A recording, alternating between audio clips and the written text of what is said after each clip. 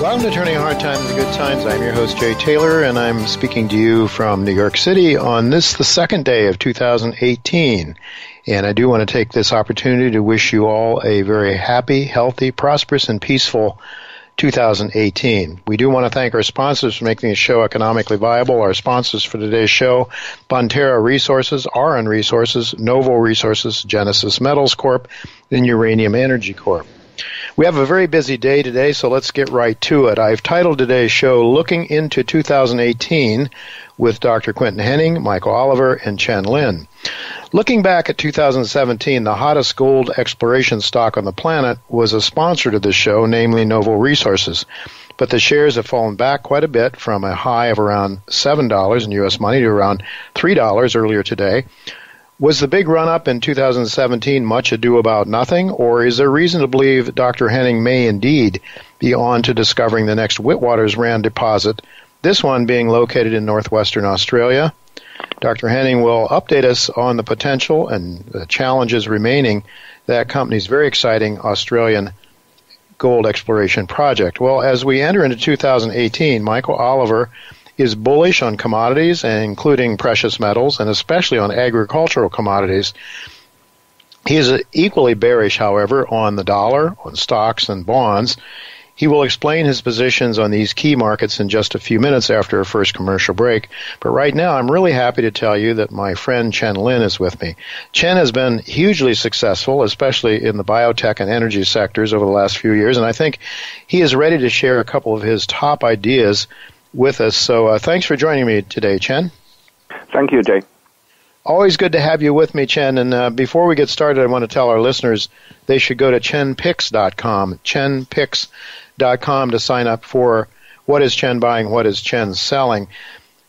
Chen, we want to get right into a couple of your top picks because there's a couple of them really starting to take off now, and I'm wondering, is there still a lot of upside? And the first one I want to ask you about is Sorrento Therapeutics, traded on the NASDAQ SRNE. I saw it at about 450. Actually, it's 458 right now as I look at the screen. 79.3 million shares outstanding, given a market cap of, I guess, would be around 360 million U.S. dollars now. So talk to us a little bit about it. This is a company that's developing something they're really highlighting called CAR-T therapies. You know, the stock was selling around $2, $2.50 or so when you really pounded the table for it. It's risen dramatically since then. But talk to us about CAR-T therapies. What is the upside from here, Chen, for this company? Hi, Jay. The CAR-T therapy is something just came out. They got the two approvals last year, and the Kite was taken over for $12 billion. It's also in CAR-T space. And yes, the last year there's an amazing new discovery. Okay, so what they call it the BCMA as another new CAR-T that can potentially can cure multiple myeloma as we know it, right? So basically Celgene and then Bluebird, they do a test on 18 patients, and then 10 are cured. It's amazing, right? 10 out of 18 are just cured. So now multiple myeloma become the hottest area in the whole space, and then Sorrento is the key of that. Because they have an antibody. It's an antibody company. They have both CBMA and the CD38, which is even bigger target. So they are already licensed to a division of Celgene called Celularity, and then they will try to bring that into a clinical trial this year. Okay, so I've been talking to a lot of people in the industry. People look at Sorrento, some has suspicious, some in disbelief.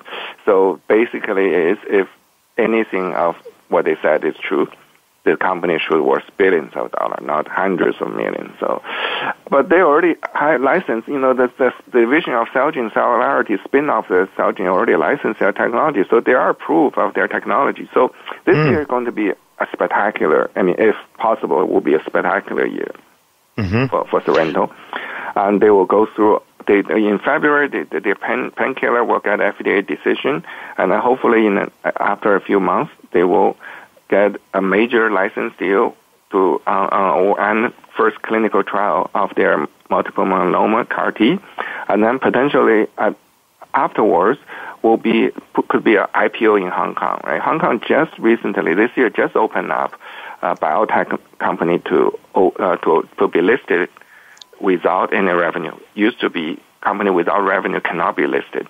Now this year is the first change. And then you saw who are their recent private placement takers, 5 Hong Kong company.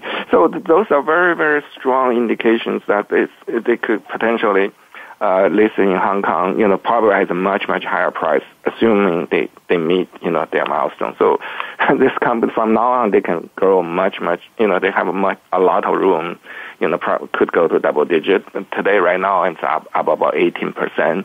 It's more than double since, as you said, since I was pounding the table. So it's been for me, basically there's 2 companies. Last year was a spectacular year with I have a couple of actually more than 10-folded. But at the end of the year, there are 2 companies actually just taking off. One is Sorrento, one is Valera. Actually, just before I go to Valera, I just mentioned on my website there's Outlook of 2018, which I wrote a couple of weeks ago. I already put it on the website. People can go there and download that. That outlook and that discuss those stocks. For Valera is another very exciting thing, very exciting discovery in Turkey, natural gas, where gas is about $7. It has did 4 tests. 1, 2, 3 was very strong. The 4th test, which is a little bit higher location, and the results wasn't as good as the previous 3. I don't think it's very significant because the higher it is, the less pressure it is when they frack. You can see that the gap can be a little bit bigger than others. So right, so using the same sand, doing fracking, the same sand may not hold as well as others. But they probably need to fine tune the fracking technique going forward.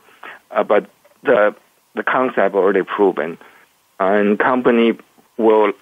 Planning is to do institutional roadshow very soon. I expect in a week or 2, and then afterwards, hopefully a couple of weeks afterwards, they will have a big reserve report. So those are the immediate catalysts. But before the year, most people buying, actually a lot of buying are from individual investors.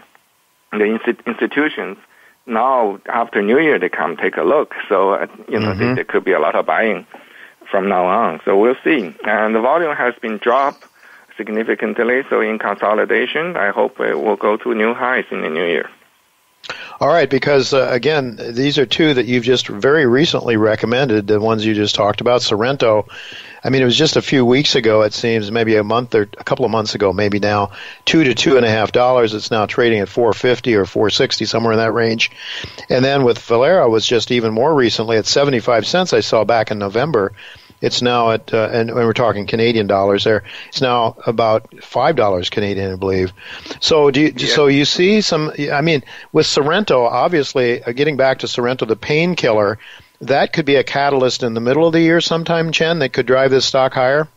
No, in February. The FDA decision is before the end of February. So that itself can worth a few $100 million. So it means the stock can double on that news.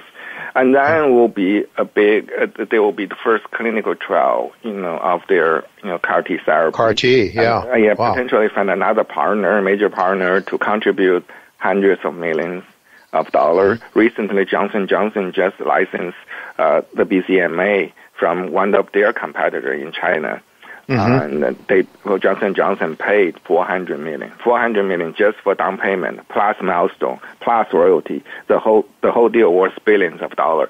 And then their competitor actually listed in Hong Kong. The market cap is about $4 billion. So you can see there's a huge gap between Sorrento here, and then Sorrento can be right by the end of this year. So we'll see.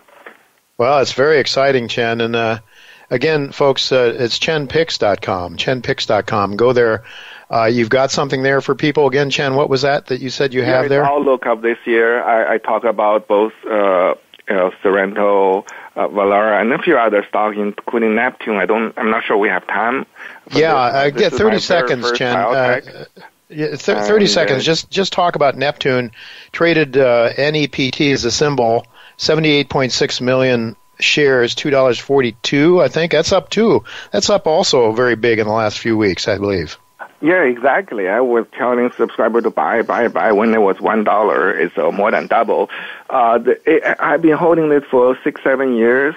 Recently, they changed the business model, steered by my friend George Haywood. That's the same guy who turned around Sarepta, if you noticed that. We made about 40 baggers 2 years ago on that company. He basically tried to turn around Neptune, and then the company, with all his intellectual, with all the technology, they're going to steer away towards marijuana. Okay, so they have a big lead in all the other Canadian company who's trying to process in marijuana oil. And it's very, it takes a while to describe that, but all the companies just with the name marijuana go to the, jump a lot. But this is a real company, real business. Yeah, very good. All right. Well, thank you very much, Chen, for being with us. Again, folks, it's chenpicks.com. Go there to see what my friend Chen Lin has up his sleeve. He's really done very well for his subscribers and for his own portfolio.